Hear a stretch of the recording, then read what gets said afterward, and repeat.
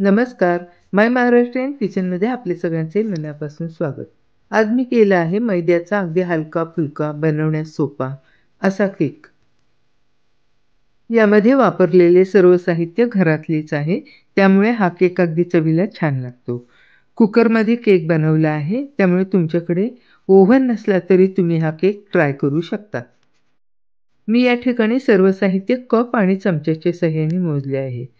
तुम्हीही घरातली एखादी वाटी किंवा कप वापरून यासाठी साहित्य घेऊ शकता. चला तर मग रेसिपी पाहूया. रेसिपी आवडली तर लाईक, शेअर, कॉमेंट नक्की करा आणि बेल आयकॉनचे बटन दाबायलाही विसरू नका. यासाठीचे बॅटर आपण मिक्सरच्या मोठ्या भांड्यामध्ये करून घेणार आहोत. यासाठी बीटर किंवा व्हिस्कर याचा वापर करणार नाही. अगदी कमीत कमी भांडी वापरून हा केक बनवणार आहे. आता तुम्हाला केक किती मोठा बनवायचा आहे त्यानुसार तुम्ही वाटीचे माप ठरवून घेऊ शकता आणि कप किंवा वाटीनेच आपण बाकीचे साहित्य मोजून घेऊ शकता. प्रथम ज्या भांड्यामध्ये आपल्याला केक बनवायचा आहे त्या भांड्याला ग्रीसिंग करून घेऊ आणि त्यानंतर त्याच्यावरती बटर पेपर लावून घेऊ. बटर पेपर लावल्यानंतर वरूनही त्याच्यावरती ग्रीसिंग करून घेऊ. आता इथे 1 कप मैदा घेतला आहे आणि तो चाळून घ्यायचा आहे. आता यातील निम्मा मैदा चाळून झाल्यानंतर यामध्ये घालायचे आहे 1 टेबलस्पून बेकिंग पावडर.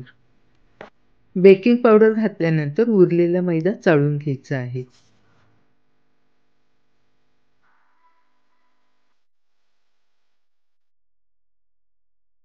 चाळून घेतलेला हा मैदा आता मिक्सरच्या भांड्यामध्ये ट्रान्सफर करून घेऊ.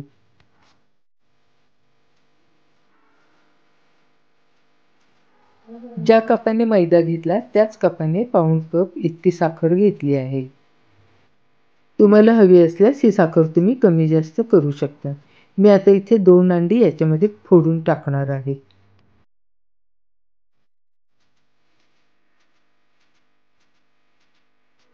यामध्ये आता पाववाटी लोणी घालायचे आहे. हे घरातले फ्रेश लोणी आहे. यानंतर यामध्ये घालायचा आहे अर्ध्या लिंबाचा हा रस. आता घालू 2 चिमूट हा खाण्याचा सोडा. यानंतर यामध्ये घालायचे आहे 1 मोठा चमचा तेल. तेल घातल्यामुळे केक अगदी मऊ लुसलुशीत असा होतो. आता यामध्ये दूध टाकायचे आहे. येथे अर्धी वाटी दूध घेतले आहे. यामधले पाव वाटी दूध याच्यामध्ये घातले आहे. हे सगळे मिश्रण एकदा आता मिक्सरमधनं फिरवून घेऊ. यानंतर यामध्ये घातले पाव टीस्पून व्हॅनिला इसेन्स. यावर झाकण ठेवून हे पुन्हा एकदा चांगले मिक्स करून घेऊ. केकचे बॅटर आता तयार झाले आहे आणि त्याला खूप सुंदर कलरही आला आहे. हे बॅटर आता ग्रीसिंग केलेल्या या भांड्यामध्ये सर्व ओतून घेऊ. बॅटरची कन्सिस्टन्सी तुम्ही येथे पाहू शकता. हे भांडे आता टॅप करून घेऊ, म्हणजे यामध्ये जर काही बबल्स असतील तर ते निघून जातील. कुकर याआधीच प्रीहीटिंगसाठी ठेवला होता. त्यामध्ये आता बॅटरने भरलेले हे भांडे ठेवून देऊ.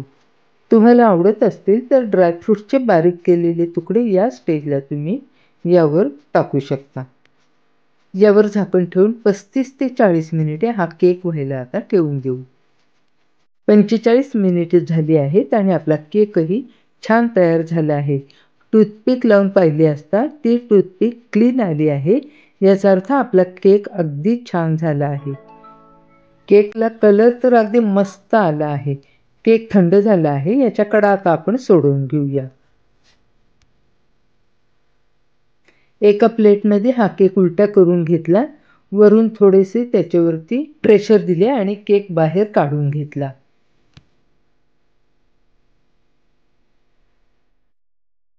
बटर पेपरचा वापर केल्यामुळे केक एकदम मस्त निघाला आहे.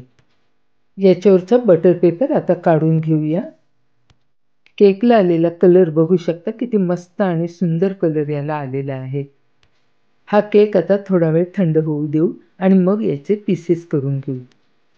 कुकरमध्ये बेक केल्यामुळे याला कलर अगदी सुंदर अप्रतिम असा आला आहे. तुम्ही पाहू शकता केक अतिशय हलका आणि जाळीदार मस्त असा झाला आहे. यामध्ये जे साहित्य घातले आहे त्यामुळे केक अगदी मस्त चवीला अगदी टेस्टी लागतो. तुम्ही पहा अगदी मस्त स्पॉन्ज असा फुगला आहे. हे पहा, अगदीच सुंदर असा केक येथे तयार झाला आहे. तो केक दाबला की पटकन असा पूर्वस्थितीला येऊन जातो. पहा अगदी कसा स्पंज सारखा फुगला आहे आणि भरपूर जाळीदार झाला आहे. केकचे आता आपण तुकडे करून घेऊ.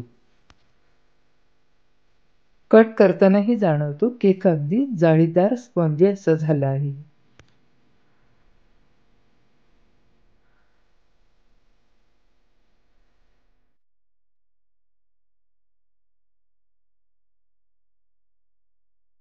आतूनही केकला कलर छान आला आहे आणि अगदी स्पंजी असा झाला आहे. हा केक दिसायलाच नाही तर चवीला सुद्धा अगदी अप्रतिम टेस्टी असा लागतो. तुम्ही हा केक टी टाईममध्ये खाऊ शकता, स्नॅक्स म्हणून खाऊ शकता, लहान मुलांना टिफिन बरोबर देऊ शकता. केक आवडला असेल तर तुम्हीही एकदा करून पहा. मला खात्री आहे हा केक तुम्हाला नक्की आवडेल.